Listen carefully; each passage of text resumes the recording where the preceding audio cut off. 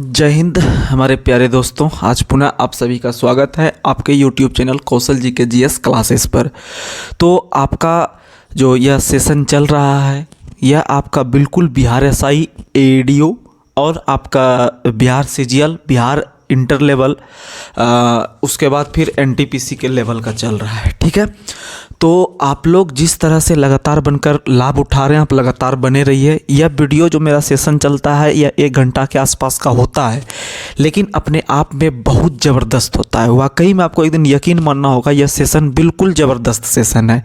ठीक है, आप जो अगर लगातार बनकर रहिएगा तो यह आपका ज़बरदस्त सेशन होने वाला है। और आप बिल्कुल जिस तरह से अपना समय 1 घंटा दे रहे हैं आप 1 घंटा दीजिए, आपको लाभ होना एकदम तय है। ठीक है, तो चलिए बिना कोई समय गवाए आज का सेशन का हम शुरुआत करते हैं। आज हम लोग हिस्ट्री देखेंगे, पॉलिटी देखेंगे, ज्योग्राफी देखेंगे, करंट अफेयर्स देखेंगे और बिहार स्पेशल देखेंगे। ठीक है, तो चलिए बिना कोई देरी किए हुए आपसे आशा रखते हैं कि आप ये पूरा सेशन देखने का कोशिश कीजिएगा और 1 बार नहीं 2 बार देखने की कोशिश कीजिएगा। और जहां भी आपको डाउट हो आप कमेंट बॉक्स में कमेंट कीजिएगा।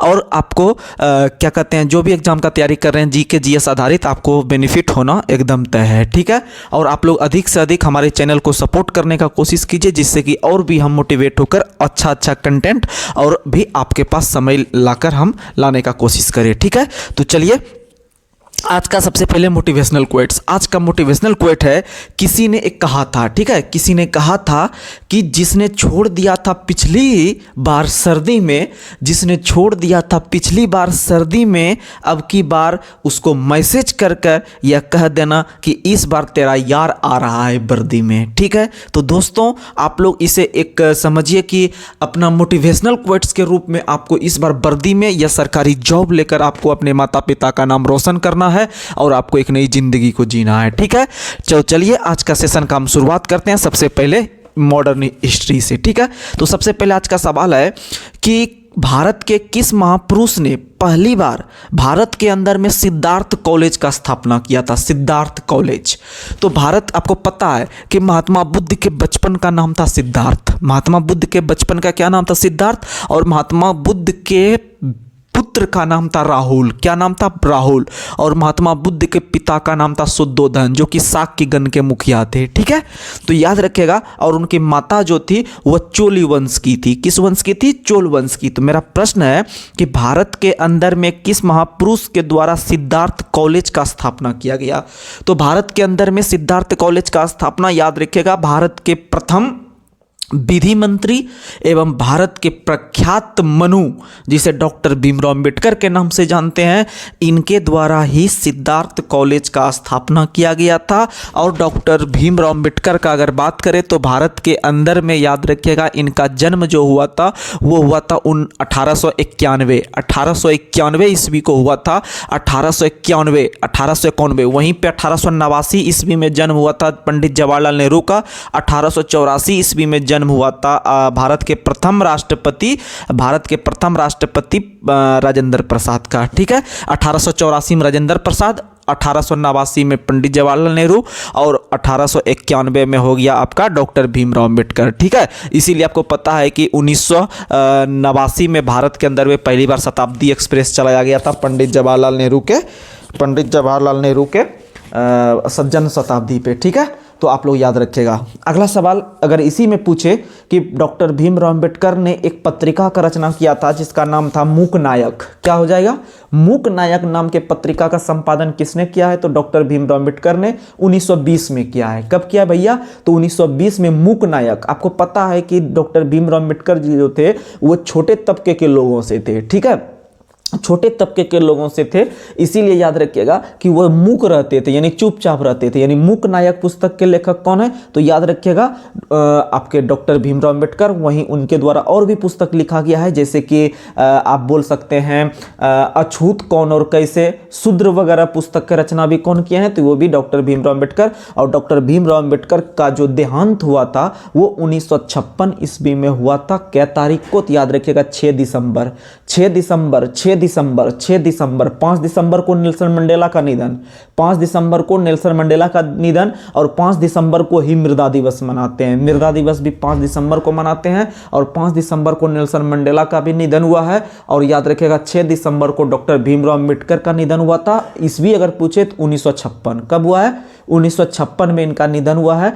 और याद रखिएगा कि डॉक्टर भीमराव अम्बेडकर का जो आपका अगर बात करें कि भारत के प्रथम विधि मंत्री थे। और याद रखिएगा कानून दिवस जो प्रत्येक वर्ष मनाते हैं वो 26 नवंबर को, कानून दिवस, विधि दिवस या संविधान दिवस, क्योंकि इसी दिन 26 नवंबर 1949 को हमारा संविधान बनकर तैयार हुआ था और लगभग आपका 15 अनुच्छेद इसी दिन लागू हो गया था। ठीक है, अर्थात याद रखिएगा हमारा संविधान जो अंगीकृत आत्मसमर्पित किया गया वो 26 नवंबर 1949 को, और पूर्णतः संविधान लागू हुआ 26 जनवरी 1950 को। ठीक है, याद रखिएगा। और संविधान दिवस मनाना कब से चालू किया तो 2015 से। योगा दिवस भी मनाना कब से चालू किया तो 2015 से। नेपाल का संविधान भी कब से लागू हुआ है तो 2015 से।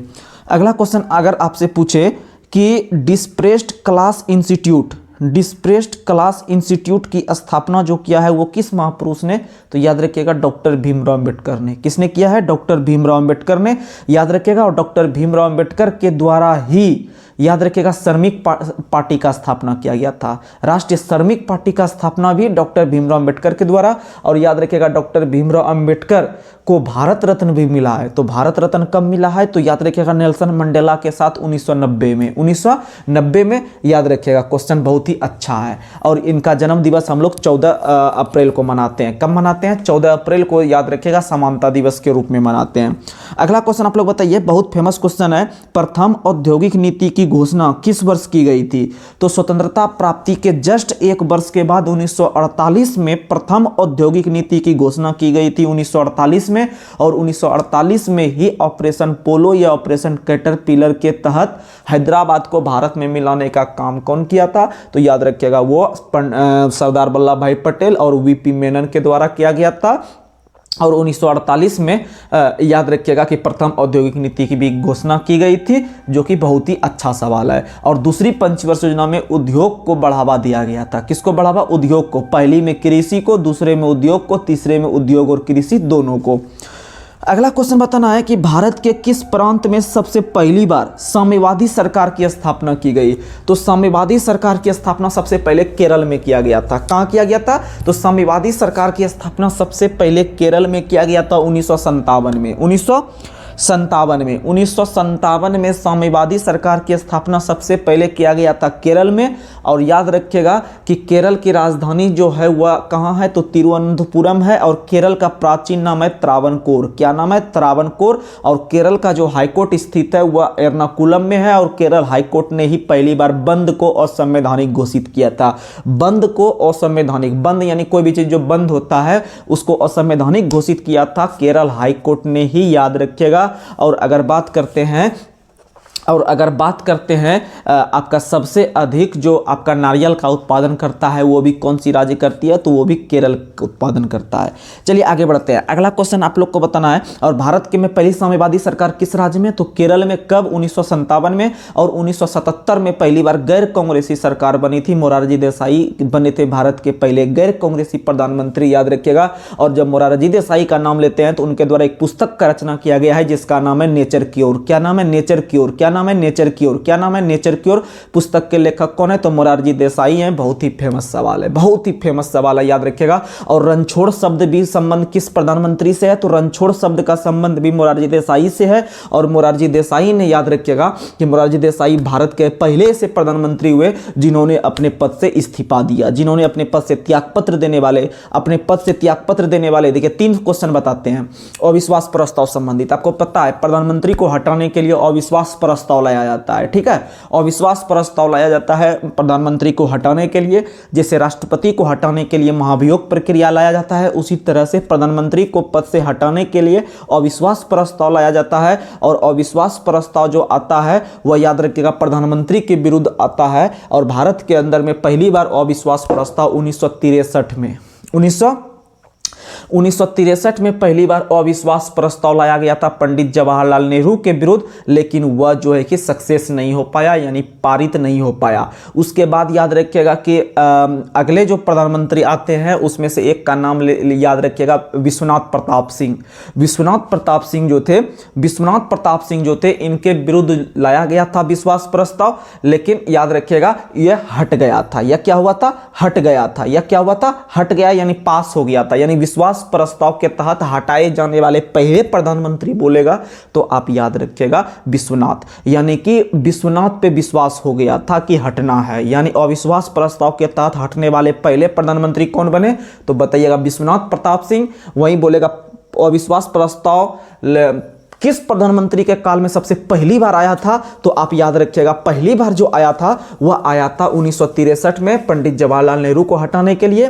वहीं अगर बात करें आगे चल के 1980 के आसपास अविश्वास प्रस्ताव लाने से पहले या पास होने से पहले ही अपने पद पर से इस्तीफा कौन दे दिया था प्रधानमंत्री पद पर से? तो मोरारजी देसाई, यानी रणभूमि को छोड़ दिया था। यानी रणछोड़ शब्द का संबंध जो है वह किस प्रधानमंत्री से है? तो याद रखिएगा मोरारजी देसाई। तो याद रखिएगा नेचर की ओर पुस्तक का रचना भी किसने किया है? तो मोरारजी देसाई ने किया है। ठीक है, आगे बढ़ते हैं। अगला क्वेश्चन आप लोग को बताना है, गांधी मर सकते हैं परंतु गांधीवादी सदैव बना रहेगा, यह कथन महात्मा गांधी ने कांग्रेस के किस अधिवेशन में दिया था?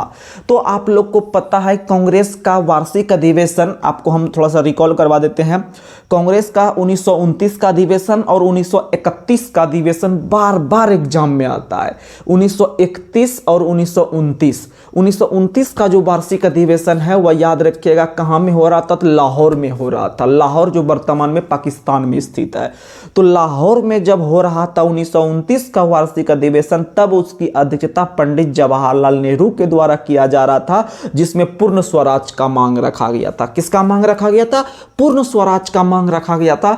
लेकिन उसके बाद 1931 में जब कराची में भारतीय राष्ट्र कांग्रेस का अधिवेशन हो रहा था तो उसकी अध्यक्षता सरदार वल्लभ भाई पटेल के द्वारा किया जा रहा था, और उसमें भारतीयों या कांग्रेसों के द्वारा अंग्रेजों से जो मांग किया गया था वह मौलिक अधिकार का मांग। 1929 में पूर्ण स्वराज और 1931 में मौलिक अधिकार का मांग किया गया था, और 1931 में मौलिक अधिकार का मांग सरदार वल्लभ भाई पटेल के द्वारा किया गया था। और उसी अधिवेशन में याद रखिएगा महात्मा गांधी को काला झंडा, या फिर महात्मा गांधी के लिए महात्मा गांधी जब काला झंडा दिखाया गया था तब महात्मा गांधी ने कहा था कि गांधी मर सकते हैं परंतु गांधीवादी नहीं। तो यह कथन किसका है? महात्मा गांधी का 1931 के कराची अधिवेशन के दौरान बताया गया था। ठीक है, याद रखिएगा।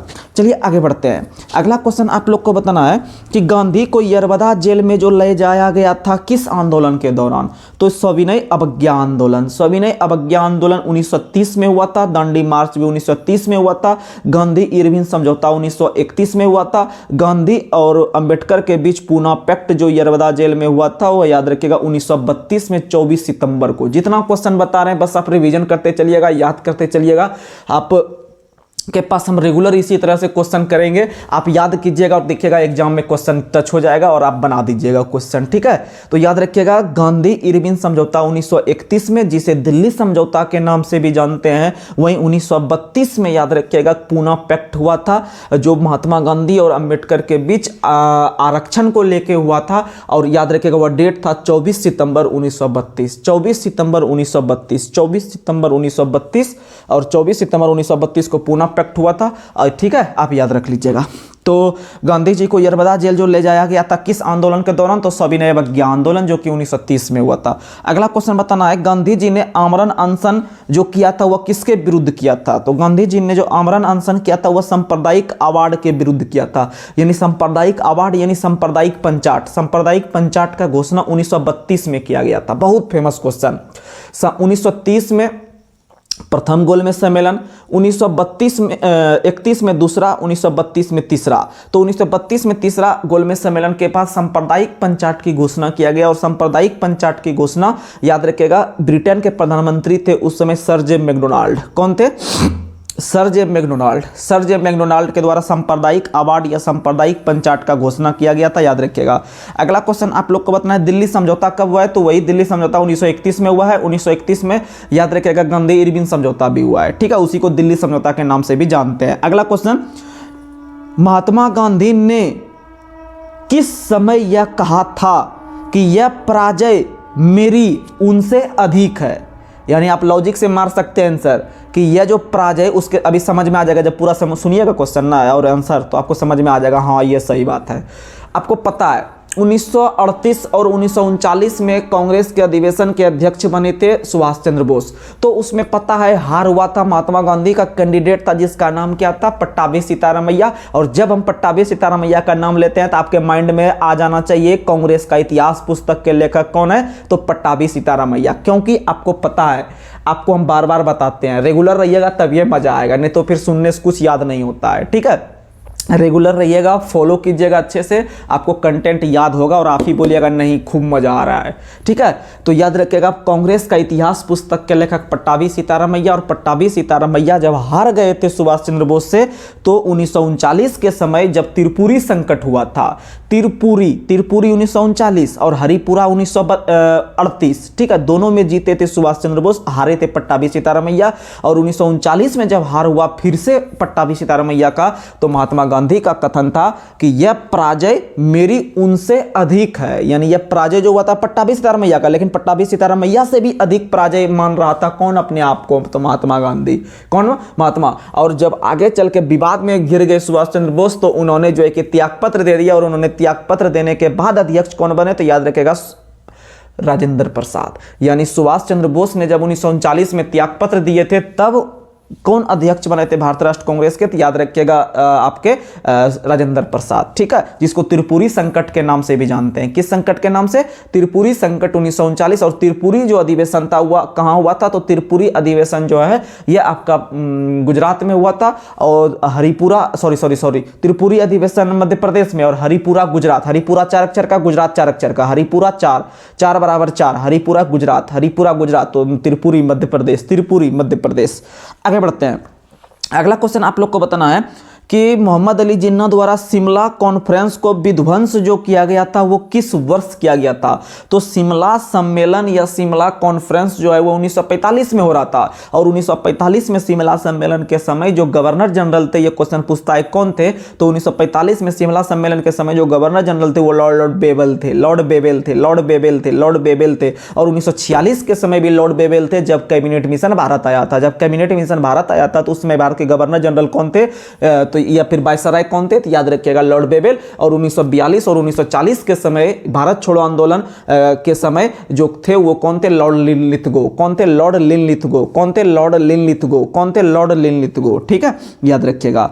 और याद रखिएगा कि मोहम्मद अली जिन्ना द्वारा शिमला कॉन्फ्रेंस को विध्वंस किया गया था 14 जुलाई 1945 को। अगला क्वेश्चन, कैबिनेट मिशन भारत कब पहुंचा था, 24 मार्च 1946, जिसमें कितने सदस्य थे, 3। जिसमें कितने सदस्य थे, 3 के लिए ट्रिक बताते हैं, KAL काल, K से क्रिप्स, A से अलेक्जेंडर, L से लॉरेंस। और लॉरेंस की L से जो है लॉरेंस, उसी की अध्यक्षता में, अगर क्वेश्चन पूछेगा कैबिनेट मिशन किसकी अध्यक्षता में भारत आया, तो कैबिनेट मिशन जो था उसमें 3 सदस्य थे, 3 में से KAL, L जो है लॉरेंस, उसी की अध्यक्षता में आया था। लास्ट वाला L से मारना है अध्यक्ष, ठीक है, याद रखिएगा। अगला, और इसका काम क्या था, भारत के अंदर में संविधान सभा का निर्माण करना, ठीक है। तो कैबिनेट मिशन की सिफारिश पर 9 दिसंबर 1946 को संविधान सभा की पहली बैठक होती है। और संविधान सभा की पहली बैठक जो हुई थी वह दिल्ली के काउंसिल चैंबर पुस्तकालय भवन में हुई थी, जिसकी अध्यक्षता जो किया था पहले बैठक के अध्यक्षता संविधान सभा के अस्थायी अध्यक्ष एवं सबसे बुजुर्ग सदस्य के रूप में थे डॉक्टर सत्यानंद सिन्हा, जिसका संबंध बिहार से है, उनके द्वारा इसकी अध्यक्षता किया गया था। और 11 दिसंबर 1946 को जब दूसरी बैठक हुई तो उसकी अध्यक्षता संविधान सभा के जो परमानेंट यानी अस्थायी अध्यक्ष जो थे उनके द्वारा किया गया, डॉक्टर राजेंद्र प्रसाद। और संविधान सभा की जब तीसरी बैठक हुआ था 13 दिसंबर 1946 को, तो 13 दिसंबर 1946 को ही पंडित जवाहरलाल नेहरू के द्वारा संविधान सभा के समक्ष जो है कि उद्देश्य का प्रस्ताव रखा। और यही उद्देश्य का प्रस्ताव आगे चलकर जो है कि आपका क्या हो गया, पास हो गया। आगे चलकर जो है कि 22 जनवरी 1947 को जो है कि उद्देश्य का प्रस्ताव क्या हो गया, पास हो गया। क्या हो गया, पास हो गया। तो 3 क्वेश्चन याद रख लीजिएगा आप लोग, यहां पे पेश किया गया 13 दिसंबर 1946 1947 को और किसके द्वारा, पंडित जवाहरलाल नेहरू के द्वारा, और यह पास हो गया अगले साल जनवरी में 22 जनवरी 1947 को, 22 जनवरी 1947 को। और याद रखिएगा 22 जुलाई माइंड में आ गया हमको अपने आप, तो 22 जुलाई को हम लोग मनाते हैं क्या, तो याद रखिएगा 22 जुलाई को मनाते हैं हम लोग क्या, तो 22 जुलाई को मनाते हैं हम लोग तिरंगा दिवस, याद रखिएगा, ठीक है, तिरंगा दिवस। अगला क्वेश्चन आप लोग को बताना है, अंतरिम सरकार का गठन किस वर्ष किया गया था, तो 2 सितंबर 1946। डेट याद रखिएगा 2 सितंबर, बहुत फेमस क्वेश्चन है, बीआरएसआई का पूछा हुआ प्रश्न है। अंतरिम सरकार का गठन जो किया गया था वो याद रखिएगा भारत संविधान सभा के द्वारा 2 सितंबर 1946 को, 2 सितंबर 1946। और 2 सितंबर को हम लोग नारियल दिवस मनाते हैं। कौन सा दिवस मनाते हैं, नारियल दिवस। 2 सितंबर को कौन सा दिवस, नारियल दिवस। 2 सितंबर को कौन सा दिवस, नारियल दिवस। कौन सा, नारियल। कैसे याद रहेगा हमको सब दिन के लिए, तो याद रखिएगा जब शरीर कमजोर हो जाता है तो नारियल हमको डॉक्टर 2 शिफ्ट बोलता है पीने के लिए, 2 शिफ्ट। जैसे हम लोग पढ़ने जाते हैं लाइब्रेरी में, कहते हैं यार 2 शिफ्ट जाते हैं पढ़ने के लिए, उसी तरह 2 शिफ्ट नारियल पीजिए। क्या पीना है, 2 शिफ्ट नारियल, शाम सुबह नारियल पीना है 2 शिफ्ट। क्या 2 शिफ्ट, यानी 2 शिफ्ट, शिफ्ट मतलब सितंबर। क्या पीना है, नारियल। क्या पीना है, नारियल। क्या पीना है, नारियल। नारियल का सबसे अधिक उत्पादन इंडोनेशिया करती है। कौन करती है, इंडोनेशिया, क्योंकि नारियल जो है इंडोकॉर्प का उदाहरण है। किसका उदाहरण है, इंडोकॉर्प का उदाहरण है। याद रखिएगा नारियल का सबसे अधिक उत्पादन पूरे विश्व लेवल पे करता है इंडोनेशिया, और भारत में करता है केरल, भारत में करता है केरल, भारत में करता है केरल। और नारियल का जो ऊपर वाला जो कड़ा भाग बना होता है वो किसका बना होता है, तो वह पेरेन्काइमा का बना होता है। किसका बना होता है, पेरेन्काइमा का। और कोई भी लचीला पदार्थ जो बना होता है वह कोलेनकाइमा का, लचीला पदार्थ बनाता है कोलेनकाइमा का। आप याद रखने का कोशिश कीजिएगा, ठीक है। आगे बढ़ते हैं। अगला क्वेश्चन आप लोग को बताना है, अगला क्वेश्चन आप लोग बताइएगा, खुदाई खिदमतगार का स्थापना किसने किया है, तो खुदाई खिदमतगार का स्थापना खान अब्दुल गफ्फार खान। किसने किया है, खान अब्दुल गफ्फार खान ने खुदाई खिदमतगार का स्थापना। और खान अब्दुल गफ्फार खान को 1987 ईस्वी में भारत रत्न से सम्मानित किया गया, जो पहले विदेशी थे, लेकिन पहला पूर्णतः विदेशी जो था वो नेल्सन मंडेला 1990 में डॉक्टर भीमराव अम्बेडकर के साथ मिला था। अगला क्वेश्चन बताना है, कृषक प्रजा पार्टी का स्थापना किसने किया है, कृषक प्रजा पार्टी का स्थापना किसने किया है, तो फजलुल हक ने। किसने किया है, फजलुल हक ने। किसने किया है, फजलुल हक ने, याद रखिएगा। अगला क्वेश्चन आपको बताना है, सरदार वल्लभ भाई पटेल के द्वारा बारदोली सत्याग्रह कब किया गया, तो सरदार वल्लभ भाई पटेल के द्वारा बारदोली सत्याग्रह 1928 में, 1928 में सरदार वल्लभ भाई पटेल के द्वारा। और सरदार वल्लभ भाई पटेल के द्वारा ही अलग अलग प्रांत या अलग अलग देशी रियासत को भारत में मिलाने का काम किया गया। तो उसमें से याद रख लीजिएगा 3 को कम से कम जम्मू कश्मीर को मिलाया। किस आधार पे, तो जम्मू कश्मीर को विलय पत्र के आधार पे। वहीं आपका हैदराबाद को किया गया पुलिस कार्रवाई के आधार पे। और आपका जूनागढ़ को किया गया जनमत संग्रह, जूनागढ़ को जनमत संग्रह, जो से जूनागढ़ जो से जनमत संग्रह।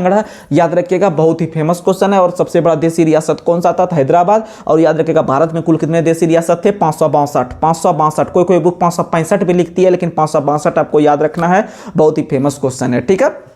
देशी रियासत उसे कहते थे जहां पर कि आपका राजा महाराजा शासन करते थे, और जहां पे अंग्रेज या ब्रिटिश क्षेत्राधिकार था या अधिकार था उसे हम लोग प्रांत के नाम से जानते थे। अगला क्वेश्चन आपको बताना है, कुका आंदोलन के नेता कौन थे, तो कुका आंदोलन 1872 में हुआ है। 1872 में कुका आंदोलन हुआ है। और 1872 में ही याद रखिएगा भारत में पहली बार जनगणना करवाया गया। और 1872 में पहली बार भारत में पिन कोड सेवा का शुरुआत किया गया। किसका सेवा, पिन कोड सेवा का शुरुआत किया गया। पिन कोड सेवा का शुरुआत 1872 में। और 1872 में ही कुका आंदोलन हुआ था। और 1872 में भारत में पहली बार जनगणना लॉर्ड मेयो के काल में, किसके काल में, लॉर्ड मेयो के काल में किया गया था। लेकिन नियमित जनगणना लॉर्ड रिपन के काल में 1881 में, 1881 में नियमित जनगणना। और याद रखिएगा कुका आंदोलन के नेता कौन थे, राम सिंह। कौन थे, राम सिंह। कुका आंदोलन राम सिंह। जैसे आपको कोई मारता है तो आपको नहीं कहते हैं अरे यार कौं कौं करने लगते हैं, क्या करने लगते हैं, कौं कौं।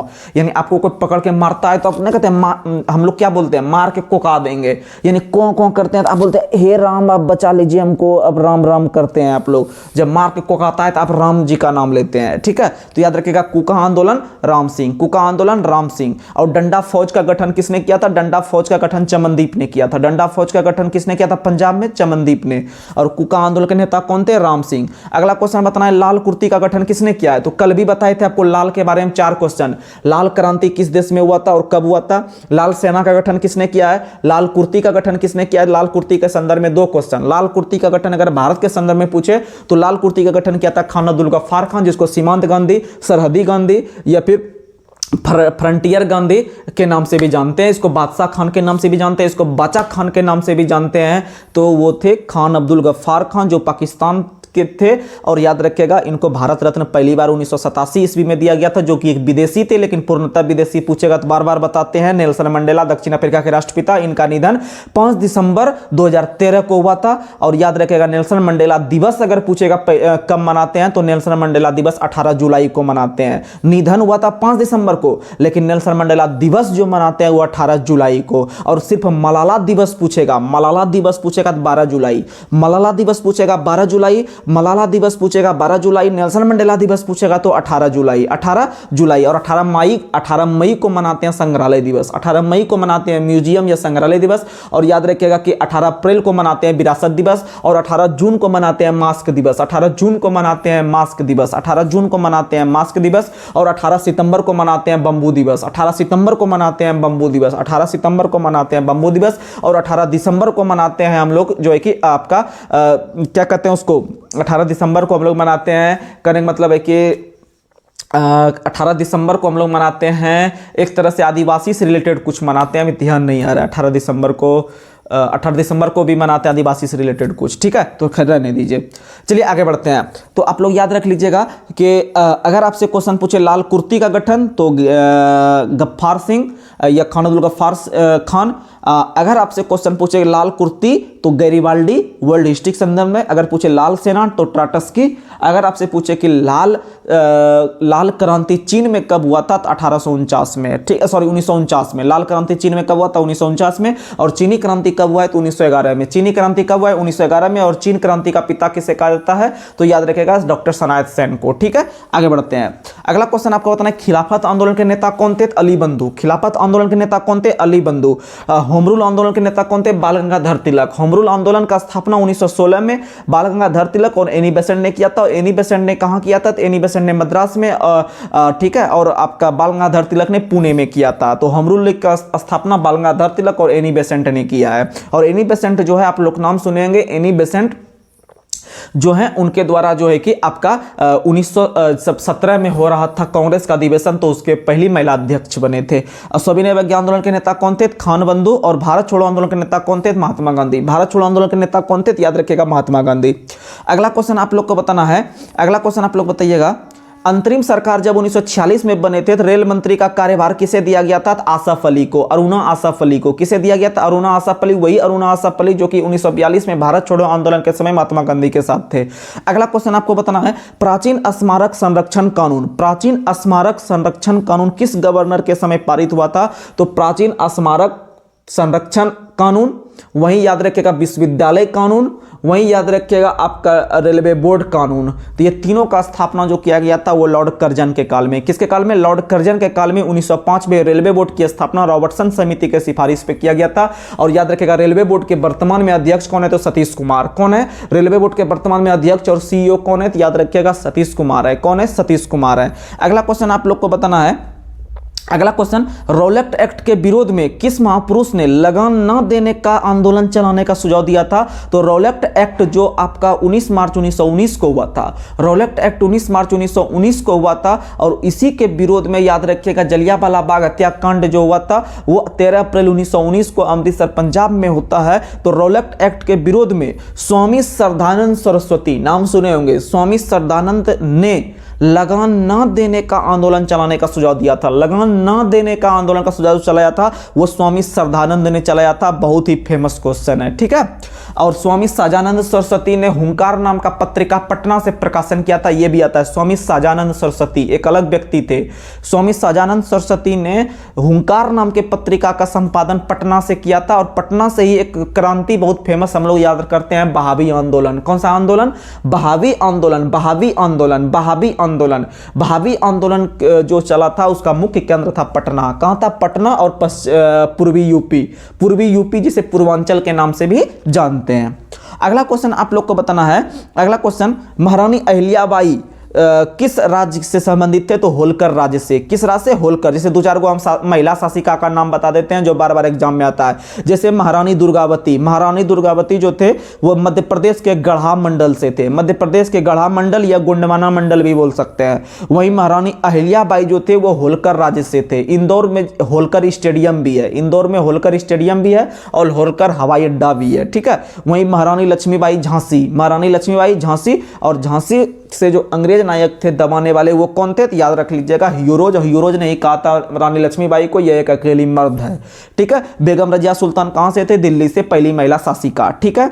अगला क्वेश्चन आप लोग को बताना है, भारत राष्ट्र कांग्रेस का अमृतसर अधिवेशन किस वर्ष हुआ था? 1919 में। किस वर्ष हुआ था? 1919 में। और 1920 का वार्षिक अधिवेशन कहां हुआ था? तो नागपुर में। 1920 का कहां हुआ था? नागपुर में। और याद रखिएगा 1918 का अध्यक्ष कौन था? हसन इनाम। 1918 का कौन था? हसन इनाम। 1917 का अध्यक्ष कौन था? तो याद रख लीजिएगा एनी बेसेंट। और 1916 का याद रख लीजिएगा कौन था? तो आप लोग 1916 में जो सुलह हुआ था वो कौन था? तो अंबिकाचरण मजूमदार। अंबिकाचरण मजूमदार आप याद रखिएगा। ठीक है। अंबिकाचरण मजूमदार।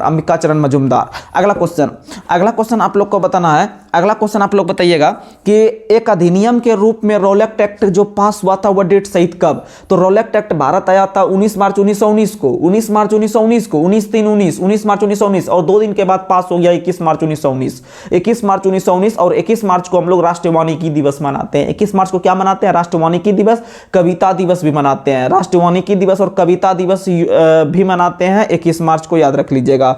और अगर आपसे क्वेश्चन पूछे गांधी इरविन समझौता कब हुआ है? तो 5 मार्च 1931। 5 मार्च 1931 गांधी इरविन समझौता, जिसे दिल्ली समझौता के नाम से भी जानते हैं। अगला क्वेश्चन है, सांप्रदायिक निर्णय की घोषणा जो किया गया था यानी सांप्रदायिक पंचायत की घोषणा सर जे मैकडॉनल्ड के द्वारा 1932 में क्या तारीख को किया गया था? 16 अगस्त को। 16 अगस्त को याद रखिएगा, 16 अगस्त को। और पूना समझौता कब हुआ था? 24 सितंबर 1932। 24 सितंबर 1932 को पूना पैक्ट हुआ था। यरवदा जेल में हुआ था। और किसके बीच? तो महात्मा गांधी और भीमराव अंबेडकर के बीच। अगला क्वेश्चन बताना है, संविधान निर्माता समिति का कुछ हम बता देते हैं कि कौन कौन सी समिति थी, उसके अध्यक्ष कौन थे, उसके बाद फिर हम अगले टॉपिक पे चलेंगे। ठीक है। तो बताइएगा, प्रारूप समिति का अध्यक्ष डॉक्टर भीमराव अंबेडकर। प्रारूप समिति में सदस्य की संख्या 7। स्थापना 29 अगस्त 1947। 29 अगस्त 1947 को हम लोग प्रारूप समिति का स्थापना किए थे। इसके अध्यक्ष थे डॉक्टर भीमराव अंबेडकर। इसमें कुल सदस्य की संख्या 7 हुआ करती थी। सबसे मुख्य समिति इसे कहते हैं। इसे ड्राफ्टिंग कमेटी के नाम से भी जानते हैं। इसे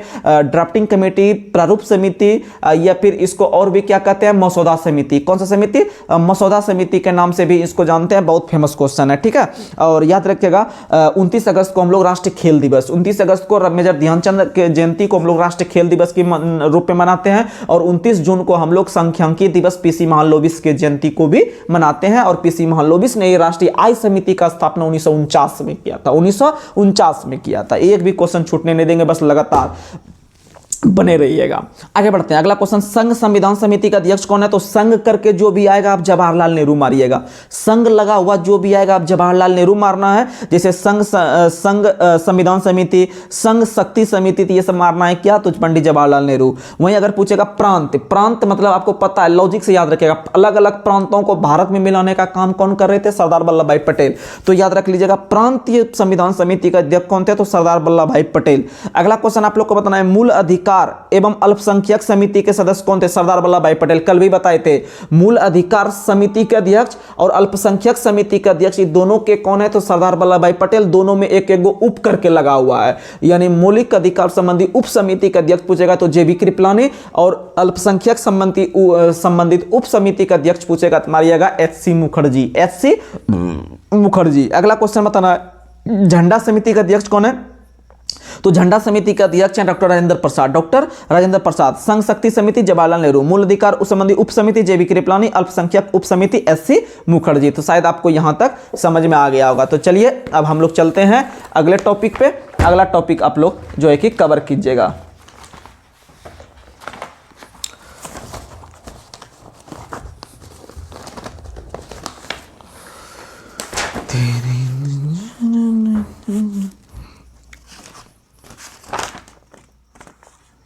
यहाँ तक तो हो गया था। चलिए बताइएगा। अगला क्वेश्चन बताना है शिवाजी के उत्तराधिकारी कौन थे? संभाजी। शिवाजी के उत्तराधिकारी कौन थे? संभाजी। शिवाजी के उत्तराधिकारी संभाजी थे। और आपको पता है शिवाजी के जो उत्तराधिकारी थे संभाजी, इनका निधन जो करवाया था, यानी इसका जो मौत का घाट उतरवाया था वो औरंगजेब। कौन उतरवाया था? औरंगजेब। और संभाजी को जो अपने यहाँ शरण दिया था वो अकबरदुत्त ने। किसने शरण दिया था? अकबरदुत्त ने शरण दिया था अपने यहाँ, याद रखिएगा। और अगर बात करते हैं कि मराठा साम्राज्य के किस शासक ने बाघ नख पहनते थे, बाघ नख पहनते थे, याद रखिएगा शिवाजी। शिवाजी ने जो है बाघ नख पहनते थे। ठीक है। अगला क्वेश्चन बताना सहायक संधि का विरोध कौन किया था? तो सहायक संधि का जो पहली बार विरोध किया था वो होल्कर ने। किसने किया था? होल्कर ने। सहायक संधि का देखिएगा, अगर क्वेश्चन पूछे कि भारत में सहायक संधि का पहली बार प्रयोग किसने किया था? डुप्ले ने। भारत में सहायक संधि का पहली बार जो प्रयोग किया था वो किसने किया था? तो डुप्ले ने, जो कि आपका कहां कहते पुर्तगाली गवर्नर थे डुप्ले, उन्होंने भारत में पहली बार सहायक संधि का प्रयोग किया था। और सहायक संधि स्वीकार करने वाला पहला राज्य कौन था? तो हैदराबाद। देखिए विरोध किया था किसने? तो विरोध किया था होल्कर ने। और स्वीकार सबसे पहली बार किसने किया था? तो हैदराबाद ने। किसने किया था? हैदराबाद ने। ठीक है। अगला क्वेश्चन आप लोग को बताना है अस्थाई बंदोबस्त कितने % पर लागू होता था? तो देखिएगा तीनों बता देते हैं। एक है अस्थाई बंदोबस्त, एक है रैयतवाड़ी बंदोबस्त, एक है मालवाड़ी बंदोबस्त। ये तीनों बता देते हैं कितना कितना % पे, और किसने लागू किया था, और किस वर्ष लागू किया गया था, और किस क्षेत्र में लागू हुआ था। ये 4 प्रश्न से ज्यादा क्वेश्चन नहीं पूछेगा आपके पेपर में। ठीक है। तो अस्थाई बंदोबस्त जो है वो 19% के एरिया पे लगता था। कितना % एरिया पे? तो 19% जो है कि लगता था आपका अस्थाई बंदोबस्त। और कहां में? बंगाल में। बंगाल में इसका शुरुआत 1793 में। 1793 में किसके द्वारा? तो लॉर्ड कॉर्नवालिस के द्वारा। अस्थाई बंदोबस्त, जिसको इस्तमरारी बंदोबस्त के नाम से भी जानते हैं, जिसको सूर्य अस्त बंदोबस्त के नाम से भी जानते हैं, इसका शुरुआत 1793 में कॉर्नवालिस के द्वारा। और याद रखिएगा रैयतवाड़ी व्यवस्था 50%। रैयतवाड़ी व्यवस्था 50%, इसका शुरुआत मद्रास में किया गया था 1820 में। और रैयतवाड़ी व्यवस्था मुनरो के द्वारा। रैयतवाड़ी व्यवस्था मुनरो के द्वारा। और महलवाड़ी व्यवस्था 30% पे। महलवाड़ी व्यवस्था 30% पे। और महलवाड़ी जो है वह अवध, अयोध्या, कानपुर का जो क्षेत्र है वहां पे, लखनऊ का जो क्षेत्र है वहां पे लागू किया गया था 1822 में। और मैकेंजी के द्वारा, हॉल्ट मैकेंजी के द्वारा। किसके द्वारा? तो हॉल्ट मैकेंजी के द्वारा। अगला क्वेश्चन बताना है सुभाष चंद्र बोस जब 1941 में अपने देश से बाहर निकले थे 1941 में, तो याद रखिएगा सबसे पहला देश कहां गया था? तो सबसे पहला देश गया था पाकिस्तान। सबसे पहले कहां गया? पाकिस्तान। पाकिस्तान से अफगानिस्तान, अफगानिस्तान से रूस, रूस से इटली, और इटली से जर्मनी। इटली से जर्मनी जाने का क्रम पूछ सकता है। सबसे पहले पाकिस्तान, पाकिस्तान से अफगानिस्तान, अफगानिस्तान से रूस, रूस से इटली, इटली से जर्मनी। कब गए थे? 1941 में। और 45 से उनका कोई अता पता नहीं है अभी तक। ठीक है। अगला क्वेश्चन बताना है कि 1969 में बैंकों का जब 19 जुलाई 1969 को जब बैंकों का राष्ट्रीयकरण किया गया था, कुल 14 बैंकों का राष्ट्रीयकरण, तो उसके लिए कौन सा अधिनियम आया था? तो याद रखिएगा बैंकिंग अधिनियम 1970। बैंकिंग अधिनियम 1970, यानी पहले स्थापना, पहले राष्ट्रीयकरण हो गया, फिर अधिनियम आया 1970 में। ठीक है। तो याद रखिएगा 1969 में पहली बार जो 14 बैंकों का राष्ट्रीयकरण किया गया था वो किस अधिनियम के तहत? तो बैंकिंग अधिनियम 1970। बैंकिंग अधिनियम 1970। और याद रखिएगा इसमें कुल लागत 50 करोड़ रुपया था। कितना था? 50 करोड़ रुपया। और 1980 में जब दूसरी बार 6 बैंकों का राष्ट्रीयकरण किया गया तो उसमें 200 करोड़ रुपया रखा गया। कितना? 200 करोड़। और दोनों जो हुआ था इंदिरा गांधी के समय हुआ था। ठीक है। अगला क्वेश्चन, भारत का पहला आर्थिक सुधार किस वर्ष हुआ था? तो भारत का पहला आर्थिक सुधार 1991 में। 1991 में याद रखिएगा। और इस समय अर्थव्यवस्था जो था भारत का वो 10वां नंबर पे था। भारत की अर्थव्यवस्था पूरे विश्व की अर्थव्यवस्था में जो रैंकिंग था वो 10वें नंबर, यानी 1991 के समय जब भारत के अंदर में सबसे बड़े फेमस व्यक्ति थे, आपको पता है, जिनको उदारीकरण का पिता कहा जाता है, डॉक्टर मनमोहन सिंह। तो डॉक्टर मनमोहन सिंह जो थे 1991 में उन्होंने उदारीकरण करवाया था, भारत में LPG नियम लाया था, यानी उदारीकरण, निजीकरण और वैश्वीकरण। तो याद रखिएगा इसके जनक किसे कहा जाता है? तो इसके जनक मनमोहन सिंह को कहा जाता है। और इस समय भारत की अर्थव्यवस्था विश्व की 10वीं सबसे बड़ी अर्थव्यवस्था थी। ठीक है, 1991 में। अगला क्वेश्चन, मांसपेशी के उपचार में किस किरण का प्रयोग किया जाता है? तो मांसपेशी के उपचार में अवरक्त किरण का प्रयोग किया जाता है। किसका प्रयोग किया जाता है? अवरक्त किरण का प्रयोग किया जाता है। और अवरक्त किरण का खोज किसने किया है? तो विलियम हर्शेल ने। विलियम हर्शेल ने। और एक्स किरण का खोज रोएंटजन ने। एक्स किरण का खोज किसने किया है? तो एक्स किरण का खोज किया है रोएंटजन ने। किसने किया है? रोएंटजन, यानी W रोएंटजन, यानी विलियम रोएंटजन। और याद रखिएगा आपका पराबैंगनी किरण का खोज रिटर ने। पराबैंगनी किरण का खोज किसने किया है, तो रिटर ने किया है, ये सब क्वेश्चन याद रखिएगा। और दीर्घ रेडियो तरंग मार्कोनी, दीर्घ रेडियो तरंग मार्कोनी। और गामा किरण का खोज किसने किया है, तो गामा किरण का खोज किया है पॉल बिलार्ड ने। गामा किरण का खोज किसने किया है, पॉल बिलार्ड ने, और नामकरण किया है रदरफोर्ड ने। अगला क्वेश्चन आपको बताना है, स्थिरता के साथ विकास किस पंचवर्ष योजना का मुख्य टारगेट था। तो स्थिरता के साथ विकास चौथी, किसमें है, चौथी, क्योंकि तीसरी में आपातकाल लगा था, फिर चौथी में जाके इसको स्थिरता लाएगा, इसीलिए स्थिरता के साथ विकास चौथी, स्थिरता के साथ विकास चौथी। अगला क्वेश्चन, कृषि किस, एक बार रिवीजन करवाते हैं कि 1 से लेकर 12 तक में क्या क्या मुख्य टारगेट रखा था। 1 से 12 तक में मुख्य टारगेट क्या क्या रखा था, पूरा बता देते हैं। पहला में क्या था, कृषि, पहला में कृषि, दूसरा में उद्योग, दूसरा में उद्योग, और फिर उसके बाद फिर तीसरा में क्या था, तो तीसरा में हो जाएगा स्वावलंबी अर्थव्यवस्था, स्वावलंबी अर्थव्यवस्था। चौथा में आत्मनिर्भरता के साथ विकास, चौथा में आत्मनिर्भरता के साथ विकास। उसके बाद फिर आगे अगर हम बढ़ते हैं, आगे अगर हम बढ़ते हैं 4 तक हो गया। उसके बाद फिर आपका जो है कि पाँचवा अगर होगा, पाँचवा अगर देखते हैं तो पाँचवा आपका हो जाएगा गरीबी उन्मूलन। क्या हो जाएगा, गरीबी उन्मूलन। गरीबी उन्मूलन किस में हो जाएगा, तो हो जाएगा पाँचवा में। फिर छठा में हो जाएगा रोजगार सृजन, रोजगार सृजन, रोजगार सृजन। फिर सातवां हो जाएगा आत्मनिर्भर अर्थव्यवस्था, आत्मनिर्भर अर्थव्यवस्था। ठीक है, तो आप ऐसे करके सब याद रख सकते हैं। और बर्मा में शायद त्वरित एवं तीव्र समावेशी है, त्वरित एवं तीव्र समावेशी है। ठीक है, त्वरित करके बर्मा में है, और 11वां में तीव्र विकास है। 11वां बर्मा याद रखिएगा, 11वां में है तीव्र विकास, और तीव्र बर्मा में भी है, तीव्र बर्मा में भी है, लेकिन समावेशी जुट के है। ठीक है, याद रखिएगा। चलिए आगे बढ़ते हैं। अगला क्वेश्चन, किस प्रकार की मिट्टी से साधारण नमक प्राप्त करते हैं, तो याद रखिएगा शुष्क मृदा से। और शुष्क मृदा सबसे अधिक, यानी शुष्क मतलब सूखा, सूखा मतलब राजस्थान। किस प्रकार की मिट्टी से साधारण नमक प्राप्त करते हैं, तो शुष्क मृदा से। और शुष्क मृदा का सबसे अधिक उत्पादन या फिर सबसे अधिक जो पाया जाता है वह राजस्थान में। और याद रखिएगा कि भारत के अंदर में सबसे अधिक उपजाऊ मिट्टी जो है वह जलोढ़ मिट्टी है। जलोढ़ मिट्टी भारत के अंदर में लगभग आपका 46% के क्षेत्रफल पर जो है कि है। और याद रखिएगा आपका गंगा का जो दियारा क्षेत्र है वहां भी जलोढ़ मिट्टी पाई जाती है। और नई जलोढ़ मिट्टी को हम लोग क्या कहते हैं, खादर कहते हैं। और पुरानी जलोढ़ मिट्टी को क्या कहते हैं, बांगड़ कहते हैं। और याद रखिएगा मिट्टी का अध्ययन पेडोलॉजी कहलाता है। भारत में मृदा को कुल 8 भागों में बांटा गया है। और याद रखिएगा कि सबसे कम पानी सोखने वाला जो, यानी सबसे कम पानी सोखने वाला जो मिट्टी है वो कौन सा है, तो वह याद रखिएगा बलुई मिट्टी। और याद रखिएगा कि सबसे अधिक मात्रा में जो पानी सोखने वाला है वह चिकनी मिट्टी है, याद रखिएगा। ठीक है, अगला क्वेश्चन, भारत में कृषि उत्पादों के बाजार का नियमन कौन करता है, तो भारत में कृषि उत्पादों के बाजार का नियमन कृषि उत्पाद विपणन समिति, कृषि उत्पाद विपणन समिति के द्वारा किया जाता है। और अगला क्वेश्चन है, एमएसपी जो लाया गया था वो किस वर्ष लाया गया था, यानी जो आपका जो कम से कम जो किसी भी उत्पादन का, यानी किसी भी फसल का जो कम से कम दाम जो फिक्स करती है सरकार, उसको एमएसपी कहते हैं।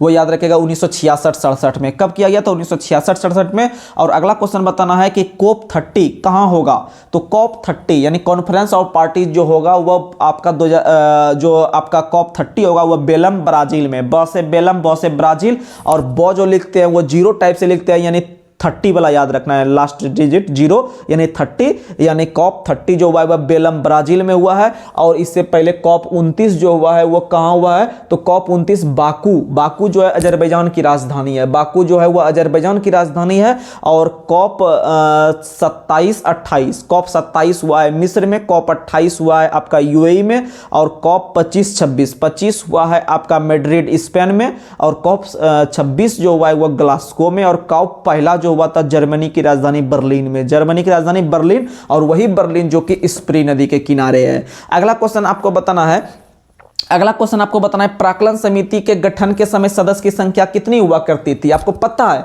जब हम पॉलिटी पढ़ते हैं तो पॉलिटी के अंदर में विभिन्न प्रकार की समितियां पढ़ना पड़ता है। उसमें से जो सबसे प्रसिद्ध और सबसे बड़ी जो समितियां हैं वह है प्राक्कलन समिति। और प्राक्कलन समिति का स्थापना प से प्राक्कलन प से 50, सबसे पहली बात प से प्राक्कलन प से 50, यानी प्राक्कलन समिति का स्थापना 1950 में किया गया था। और प्राक्कलन समिति का स्थापना इसलिए किया गया कि जितना भी बजट हम लोग पेश करते करते हैं, बजट का पूर्वानुमान लगाना चाहिए कि भाई इस साल में कितना बजट पर खर्च होने वाला है, यानी कितना बजट इस बार लाना चाहिए भारत सरकार को। ठीक है, तो जॉन मथाई के इस सिफारिश पर 1950 में प्राक्कलन समिति का स्थापना किया गया। और याद रखिएगा प्राक्कलन समिति में जो सदस्य होते हैं वो 300 का 300 लोकसभा से होते हैं, 300 का 300 लोकसभा से होते हैं। और आपको पता है कि प्राक्कलन समिति में जब 1950 में स्थापना किया गया था तो उसमें सदस्य की संख्या 30 नहीं हुआ करती थी, उसमें सिर्फ 25 हुआ करता था। यानी प्रारंभ के समय में प्राक्कलन समिति में सदस्यों की संख्या कितनी हुआ करती थी, तो आप आंसर लगाइएगा 25। और याद रखिएगा 1956 से 30 हो गया, 1956 से 30 हो गया। और वर्तमान तक जो है वो भी 30 ही है, वर्तमान तक जो है वो भी कितना है, तो वो भी 30 है। और याद रखिएगा लोक लेखा समिति की अगर बात करें तो प्राक्कलन समिति की ही जुड़वा समिति के नाम से यह बहन कहा जाता है लोक लेखा समिति, जिसकी स्थापना 1919 अधिनियम के तहत 1921 में हुआ है, 1919 अधिनियम के तहत 1921 में हुआ है। और लोक लेखा समिति में कुल सदस्यों की संख्या 22 हुआ करती है, 15 और 7 के रेशियो में, 15 और 7, 15 होता है लोकसभा से, 7 होता है राज्यसभा से। और ग्रंथालय समिति में सदस्यों की संख्या 9 होती है, कितनी होती है, 9 होती है, आप लोग याद रखिएगा। ठीक है, और अगर बात करें कि 18वीं लोकसभा के प्रोटेम स्पीकर इस बार किसको बनाया गया था, तो आप लोग को बता दें कि प्रोटेम स्पीकर का जो आपका पद है वो अनुच्छेद 93 में है, 93 में, किस में है, 93 में। प्रोटेम स्पीकर किस में है, तो प्रोटेम स्पीकर जो है वह आपका 93 में है, किस में है, 93 में। प्रोटेम स्पीकर कहाँ है, तो याद रखिएगा प्रोटेम स्पीकर जो है इसका उल्लेख भारत संविधान के 93 में है। यह पद इसलिए लाया गया है हमारे संविधान में कि नवनिर्वाचित जो संसद सदस्य हैं उनको शपथ दिलाने के लिए फिर इसको खत्म कर दिया जाता है। तो आप लोग याद रखना है कि प्रोटेम स्पीकर जो है इसका उल्लेख किस अनुच्छेद में है, तो प्रोटेम स्पीकर का जो उल्लेख है वह याद रखिएगा आपका अनुच्छेद 93 में है। और 18वीं लोकसभा जो इस बार हुआ था गठन, जो वर्तमान में प्रधानमंत्री नरेंद्र मोदी बहुमत दल के नेता बने हैं आपके लोकसभा के, वो याद रखेगा 18वीं लोकसभा में है। और 18वीं लोकसभा में जो प्रोटेम स्पीकर बनाया गया था वो बनाया गया था भर्तृहरि महताब को। तो चलिए अब बिहार स्पेशल का लगभग 10, 15, 20 प्रश्न देख लेते हैं, फिर हम लोग आगे बढ़ देंगे। ठीक है, तो बताइएगा पूरा पाषाण काल में बिहार के किस क्षेत्र से सबसे अधिक अवशेष प्राप्त हुए हैं? ऑप्शन उत्तरी बिहार, दक्षिणी बिहार, पूर्वी बिहार, पश्चिमी बिहार। तो बिहार में सबसे अधिक जो पुरावशेष या फिर अवशेष जो प्राप्त हुए हैं पूरा पाषाण काल में वो हुए हैं आपके दक्षिणी बिहार में। किस में हुए हैं? दक्षिणी बिहार में सबसे आ जाएगा गया। कौन आ जाएगा? गया आ जाएगा। उसके बाद फिर आपका लखीसराय हो जाएगा, मुंगेर हो जाएगा, नवादा हो जाएगा। ये सब क्षेत्र जो है ये सब दक्षिणी बिहार में आता है। उसमें से याद रख लीजिएगा आपका नालंदा भी आ जाएगा। हाँ, नालंदा भी आ जाएगा। ठीक है, नालंदा भी आ जाएगा दक्षिणी बिहार में। तो उसमें से आप याद रखिएगा सबसे फेमस है गया का। एक क्वेश्चन पूछता है जैसे कि कोई भी अवशेष जो प्राप्त हुआ है या फिर जो पूरा पाषाण कालीन औजार का जहां जहां से खोज हुआ है वह जगह पूछता है कि यह फलना नामक जगह किस जिला में है या फिर वहां से क्या चीज का प्राप्ति हुआ है। ठीक है, नाम ही अक्सर पूछता है। तो याद रखिएगा गया का एक जगह है जेठियन। गया का एक जगह है जेठियन जहां से कुल्हाड़ी, चाकू, खुरचनी या खुरपी प्राप्त हुआ है। ठीक है, तो कुल्हाड़ी, चाकू ये सब जो बिहार में प्राप्त हुए हैं गया के जेठियन में। वहीं अगर हम बात करते हैं नालंदा क्षेत्र से भी और मुंगेर के भीम बांध का जो एरिया है यहाँ पर भी। तो भीम बांध कहाँ में है? मुंगेर में। जेठियनपुरा स्थल कहाँ में है? तो गया में। और फिर नालंदा स्थल से भी प्राप्त हुआ है। ठीक है, याद रखिएगा। आगे बढ़ते हैं और याद रखिएगा अगर क्वेश्चन पूछे कि बिहार के किस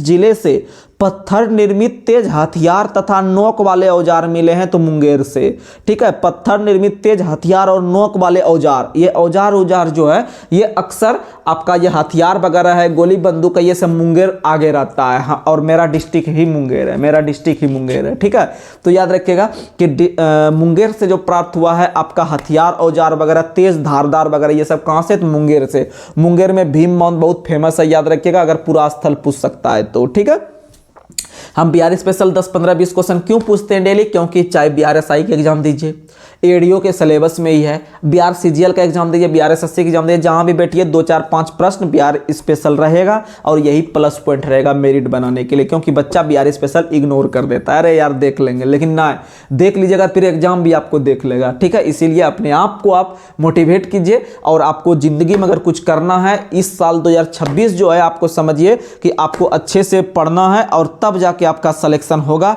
इसीलिए आप हिम्मत नहीं हारिए, अपने माता पिता का अगर सपना पूरा करना है तो इस बार आपको सिलेक्शन लेना पड़ेगा। ठीक है, चलिए तो वैसे ही अगर बात करते हैं नवपाषाणकालीन स्थल, तो नवपाषाणकालीन स्थल में एक चिरांद बहुत फेमस है। चिरांद, चिरांद क्वेश्चन पूछेगा, चिरांद किस प्रकार का या किस काल का स्थल है? तो याद रखिएगा यह नवपाषाणकालीन है। नवपाषाणकालीन में 3 बहुत फेमस है, 3 यहीं से पूछेगा, 3 बहुत फेमस है। नवपाषाणकालीन पूरा स्थल बिहार में 3 है, एक है चिरांद, एक है चेचर, एक है मनेर। एक है मनेर, एक है चेचर, एक है चिरांद, भूलना नहीं चाहिए।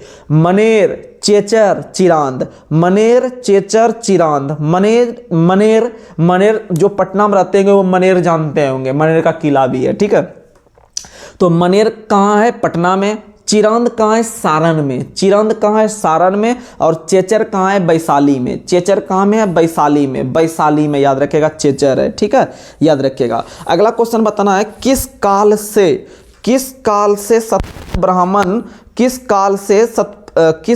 शतपथ ब्राह्मण से बिहार के भौगोलिक क्षेत्र का वर्णन मिलता है? तो वैदिक युग से। किससे मिलता है? वैदिक युग से। अगला क्वेश्चन बताना है, किस राजा को विधे के राजा के नाम से बनाएगा? विधे यानी कि तिरहुत। विधे जो है वह तिरहुत, जो अब देखिएगा बिहार के अंदर में 9 प्रमंडल है, 9 प्रमंडल में एक तिरहुत प्रमंडल भी है। ठीक है, तो तिरहुत प्रमंडल जो उसको पहले कहा जाता था विधे, तो विधे के किस राजा को जनक के नाम से जानते हैं? तो याद रखिएगा राजा जनक। तो विधे के राजा कौन थे? राजा जनक। विधे के राजा कौन थे? राजा जनक। अगला क्वेश्चन बताना है, शतपथ ब्राह्मण यजुर्वेद का ग्रंथ है जिसके रचयिता कौन थे? तो याद रखिएगा जिसके रचयिता याज्ञवल्क्य थे। कौन थे? याज्ञवल्क्य। शतपथ ब्राह्मण यजुर्वेद का ग्रंथ है जिसके रचयिता याज्ञवल्क्य थे। ठीक है, अगला क्वेश्चन बताना है, ऋग्वेद में बिहार के लिए किस शब्द का प्रयोग किया गया है? बहुत बीबीआई प्रश्न, इसको याद एकदम रख लेना है ये प्रश्न को। उधर बताए चिरांद, चेचर, मनेर, ये तीनों याद रखना है। और इधर आपको एक क्वेश्चन बता रहे हैं, ऋग्वेद में बिहार के लिए किस शब्द का प्रयोग हुआ है? तो कीकट। कौन सा शब्द का प्रयोग हुआ है? कीकट। ऋग्वेद में बिहार के लिए किस शब्द का प्रयोग हुआ है? तो कीकट। और अगर क्वेश्चन पूछे ऋग्वेद में बिहार के लिए कीकट शब्द का प्रयोग किया गया है, जिसका शाब्दिक अर्थ क्या होता है? तो याद रखिएगा इसका शाब्दिक अर्थ होता है निम्न जाति के लोग। निम्न जाति के लोग, निम्न जाति के लोग। अगला क्वेश्चन बताना है कि बिहार में कितने ईसा पूर्व में 16 महाजनपद का उदय हुआ था? तो याद रखिएगा भारत के अंदर में 600 ईस्वी पूर्व, 600 ईस्वी पूर्व, 600 ईस्वी पूर्व में बौद्ध ग्रंथ अंगुत्तर निकाय और जैन ग्रंथ भगवती सूत्र से हमें 16 महाजनपद का उल्लेख मिलता है। 16 महाजनपद में से 3 बिहार में है, बार बार रिवीजन करवा रहे हैं, कल भी बोले थे। एक अंग जो कि भागलपुर मुंगेर का क्षेत्र आता है, अंग महाजनपद जिसकी राजधानी चंपा हुआ करती थी। एक वज्जी, वज्जी की राजधानी विधे थी और विधे के राजा जनक। विधे के राजा कौन है? जनक। विधे के राजा कौन है? जनक। और याद रखिएगा तीसरा कौन सा बताए? तो मगध। तीसरा कौन सा बताए? मगध, या मगध की राजधानी गिरिब्रज या राजगीर। अगला क्वेश्चन आपको बताना है, अंग महाजनपद का सर्वप्रथम उल्लेख कहाँ मिलता है? तो अंग महाजनपद का सर्वप्रथम उल्लेख मिलता है अथर्ववेद में। किस में मिलता है? तो याद रखिएगा अथर्ववेद में, अथर्ववेद में मिलता है। किस में मिलता है? अथर्ववेद में। अगला क्वेश्चन बताना है कि अंग महाजनपद की राजधानी चंपा, अंग महाजनपद की राजधानी चंपा को किस विदेशी इतिहासकार या किस विदेशी यात्री ने चेनप्पो के नाम से पुकारा है? तो चेनप्पो के नाम से पुकारा है किसने? तो हुएनसांग ने। किसने पुकारा है? हुएनसांग एक चीनी यात्री थे और हुएनसांग हर्षवर्धन के काल में भारत आए थे। हर्षवर्धन के काल में हुएनसांग भारत आए थे। बहुत ही फेमस क्वेश्चन है। ठीक है, तो चलिए अब बिहार स्पेशल को यहीं तक रखते हैं, उसके बाद फिर हम आगे अब चलते हैं डायरेक्ट अब जो है कि साइंस पे चलते हैं। साइंस जो कल छोड़े थे उसको हम लोग फटाफट लगभग 40 से 50 प्रश्न साइंस का बिल्कुल इजी टू मॉडरेट लेवल का करेंगे, जो कि बार बार BRSI CGL Bihar inter level में आता है पेपर में। ठीक है, तो बताइएगा कि प्रोटीन का पाचन कहाँ होता है। प्रोटीन का पाचन छोटी आंत में होता है। कहाँ में होता है प्रोटीन का पाचन? तो छोटी आंत में। अगला क्वेश्चन, मनुष्य में पाचन प्रारंभ होता है कहाँ से? तो मुख से। कहाँ से होता है? मुख से। अगला क्वेश्चन, पचे हुए भोजन का अवशोषण कहाँ होता है? छोटी आंत में। किसने होता है? छोटी आंत। छोटी आंत और बड़ी आंत 3-3 भागों में बटा हुआ होता है। अगला क्वेश्चन, लार में पाए जाने वाला एंजाइम कौन सा है? टाइलिन। कौन सा है? टाइलिन, याद रखिएगा। टिबिया नामक हड्डी टांग में। टॉ से टिबिया, टॉ से टांग, टॉ से टिबिया, टॉ से टांग।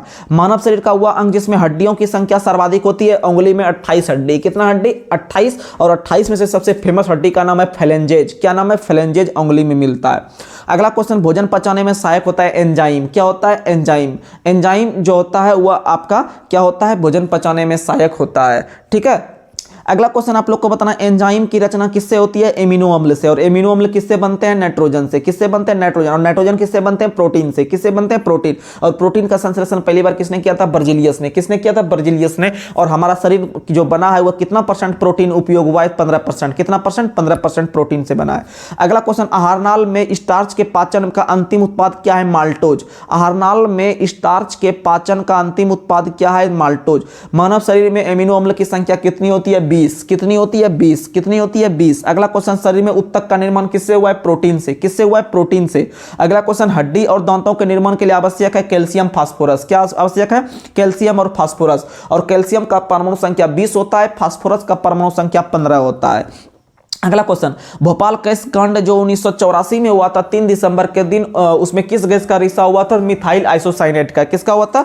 मिथाइल आइसोसाइनेट का। अगला क्वेश्चन, काला हीरा के नाम से किसको जानते हैं? कार्बोनेडो को। काला हीरा कार्बोनेडो। और काला शीशा ग्रेफाइट। काला शीशा ग्रेफाइट। काला शीशा ग्रेफाइट। ठीक है, और याद रखिएगा हीरा, ग्रेफाइट, फुलेरिन, ग्रेफिन, चारकोल, ये सब किसका अयस्क है? तो याद रखिएगा ये सब आपका कार्बन का प्ररूप है। किसका प्ररूप है? तो याद रखिएगा कार्बन का प्ररूप है। ठीक है, आगे बढ़ते हैं। अगला क्वेश्चन आप लोग को बताना है, पत्तियों का रंग हरा किसके कारण होता है? क्लोरोप्लास्ट या हरित लवक के कारण। क्लोरोप्लास्ट या हरित लवक के कारण। और प्रकाश संश्लेषण की इकाई क्या है? क्वांटोसोम। प्रकाश संश्लेषण की इकाई क्या है? तो याद रखिएगा क्वांटोसोम। प्रकाश संश्लेषण की इकाई क्या है? तो याद रखिएगा क्वांटोसोम। ठीक है, अगला क्वेश्चन बताना है, पत्तियों का पीला रंग कैरोटीन के कारण। अगला क्वेश्चन, क्लोरोफिल में उपस्थित मुख्य धातु कौन सा है? मैग्नीशियम। किसका है? मैग्नीशियम का एक परमाणु रहता है क्लोरोफिल में। अगला क्वेश्चन बताना है, वायुमंडल में ऑक्सीजन की मात्रा संतुलित करता है कौन? प्रकाश संश्लेषण द्वारा। किसके द्वारा? प्रकाश संश्लेषण द्वारा वायुमंडल में ऑक्सीजन की मात्रा संतुलित होती है। अगला क्वेश्चन, पेड़ व पौधे खाना तैयार करने की प्रक्रिया क्या कहलाती है? प्रकाश संश्लेषण या फोटोसिंथेसिस। अगला क्वेश्चन बताना है, प्रकाश संश्लेषण की क्रिया सबसे अधिक किसमें होती है? लाल रंग के प्रकाश में। किसमें होती है? तो याद रखिएगा बैगनी, नीला, लाल, ये तीनों को जो है कि प्रकाश संश्लेषण क्रिया होती है, लेकिन सबसे अधिक होती है लाल में।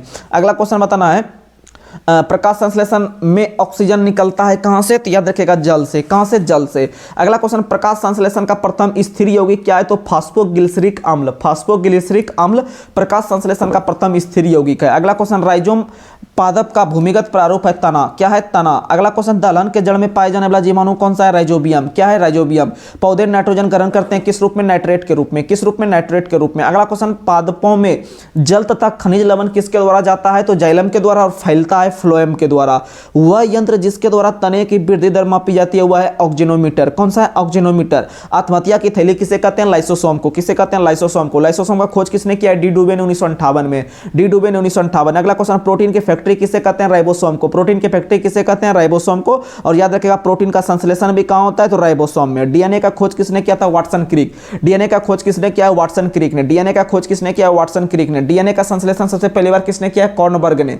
डीएनए का संश्लेषण पहली बार किसने किया था? कॉर्नबर्ग ने। और डीएनए और आरएनए है एक न्यूक्लिक अम्ल। डीएनए और आरएनए क्या है? एक न्यूक्लिक अम्ल है। डीएनए का फुल फॉर्म होता है डीऑक्सी राइबो न्यूक्लिक एसिड और आरएनए का होता है राइबो न्यूक्लिक एसिड। अगला क्वेश्चन, डीएनए के क्रियात्मक खंड को क्या कहते हैं? जीन। क्या कहते हैं? जीन। और डीएनए का डबल हेलिक्स मॉडल किसने दिया है? Watson Crick. किसने दिया है? वाटसन क्रिक। डीएनए की इकाई क्या है? न्यूक्लियोटाइड। डीएनए की इकाई क्या है? न्यूक्लियोटाइड। और प्रकाश संश्लेषण की इकाई क्या है? क्वांटोसोम। अगला क्वेश्चन बताना, सर्वप्रथम जीन का संश्लेषण किसने किया? हरगोविंद खुराना। किसने किया? हरगोविंद खुराना। पुरुष और स्त्री जीन संगठन होता है, पुरुष में XY होता है और महिला में XX होता है। महिला में XX, पुरुष में XY। अगला क्वेश्चन बताना, एक लड़का पिता से क्रोमोसोम पाता है 22+Y, 22+Y पिता से और 22+X जो होगा वह माता से, और टोटल हो जाएगा 46। अगला क्वेश्चन बताना, बच्चे का लिंग निर्धारण होता है वह किससे? पिता के गुणसूत्र यानी XY से। अगला क्वेश्चन बताना है, पैतृकता सिद्ध करने में सहायक होता है डीएनए फिंगरप्रिंटिंग। डीएनए फिंगरप्रिंटिंग कहां में है? हैदराबाद में। कहां में? हैदराबाद में। अगला क्वेश्चन, मधुमेह रोग होता है इंसुलिन की कमी से। किसके कमी से? इंसुलिन की कमी से। और प्रत्येक वर्ष मधुमेह या डायबिटीज दिवस मनाते हैं 14 नवंबर को। 14 नवंबर को राष्ट्रीय बाल दिवस भी मनाते हैं, और विश्व बाल दिवस 20 नवंबर को मनाते हैं, और वीर बाल दिवस 26 दिसंबर को मनाते हैं। अगला क्वेश्चन, इंसुलिन का खोज किसने किया है? बेंटिंग बेस्ट ने। इंसुलिन का खोज किसने किया है? बेंटिंग बेस्ट ने। और इंसुलिन शरीर में बनता है अग्नाशय द्वारा। इंसुलिन शरीर में बनता है अग्नाशय द्वारा। अग्नाशय से 3 प्रकार का हार्मोन निकलता है, उसमें से कौन कौन? तो याद रखिएगा, आपका alpha beta gamma, alpha beta gamma GIS। Alpha से निकलता है ग्लूकोन, और बीटा से निकलता है इंसुलिन, और सोमेस्टेटिन निकलता है आपका S से, गामा से। देखिएगा, अल्फा से निकलता है ग्लूकोन, बीटा से निकलता है इंसुलिन, और गामा से निकलता है आपका क्या? तो गामा से याद रख लीजिएगा आपका निकलता है सोमेस्टेटिन।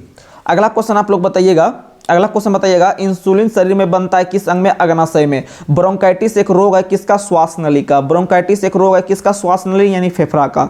अगला क्वेश्चन बताना है, पेप्सिन एक उदाहरण है किसका? एंजाइम का। पेप्सिन एक उदाहरण है किसका? एंजाइम का। दूध में कौन सा विटामिन नहीं पाया जाता है? Vitamin C. विटामिन सी का खोज किसने किया है? तो होल्कर्ट ने। विटामिन सी का रासायनिक नाम एस्कॉर्बिक एसिड। सबसे अधिक पाया जाता है खट्टा फल में। विटामिन सी जो है वह घाव भरने में भी सहायता होता है। ठीक है। अगला क्वेश्चन, और मूत्र में भी कौन सा विटामिन? तो विटामिन सी। अगला क्वेश्चन बताना है, टॉक्सिन है एक क्या? जहरीला पदार्थ। प्लाज्मोडियम परजीवी है मलेरिया रोग का। किस रोग का? मलेरिया रोग का। अगला क्वेश्चन बताना है, मलेरिया रोग का वाहक है मादा एनाफिलीज मच्छर। अगला क्वेश्चन, मलेरिया रोग में प्रभावित अंग है पिलिया। मलेरिया रोग में प्रभावित अंग कौन सा है? पिलिया। मानव मूत्र में उत्सर्जित होता है विटामिन सी। मूत्र का पीएच मान 6, मूत्र का पीएच मान 6, और दूध को हम लोग चाटते हैं यानी 6.4, और लार को पोंछते हैं 6.5, लार को पोंछते हैं 6.5। अगला क्वेश्चन, मूत्र का पीला रंग यूरोक्रोम के कारण। मेढक के हृदय में कितने भाग? तो मेढक देखने में 3 कोना टाइप का लगता है, इन्हें 3। मेढक के हृदय में होते हैं 3 भाग। मनुष्य के हृदय 4 प्रकोष्ठ। मनुष्य के हृदय 4 प्रकोष्ठ। रक्त के प्रवाह को रोकने के लिए किसका उपयोग करते हैं? Ferric chloride. किसका उपयोग करते हैं? Ferric chloride. शरीर में प्रचुर मात्रा में पाए जाने वाला तत्व कौन सा है? ऑक्सीजन। हमारे शरीर में सबसे अधिक मात्रा में ऑक्सीजन लगभग 65 से 75%। ठीक है। और जल भी होता है 65 से 80%। मानव शरीर का सामान्य तापक्रम 98.6 डिग्री फ़ारेनहाइट या 37 डिग्री सेल्सियस या 310 केल्विन। ठीक है। तो चलिए आज के सेशन को अब हम यहीं पर ब्रेक करते हैं। आप लोग को यह सेशन कैसा लगा आप लोग जरूर कमेंट बॉक्स में कमेंट कीजिएगा, और एक से एक बेहतरीन कंटेंट हम धीरे धीरे कल हम बोर्ड पे वीडियो भी बनाएंगे। ठीक है। छोटे छोटा वीडियो 10-10 मिनट का बनाएंगे, आप लोग उसे देखने का भी कोशिश कीजिएगा, बहुत हद तक आपको फायदा होगा। बस आपसे लेते हैं विदा, तब तक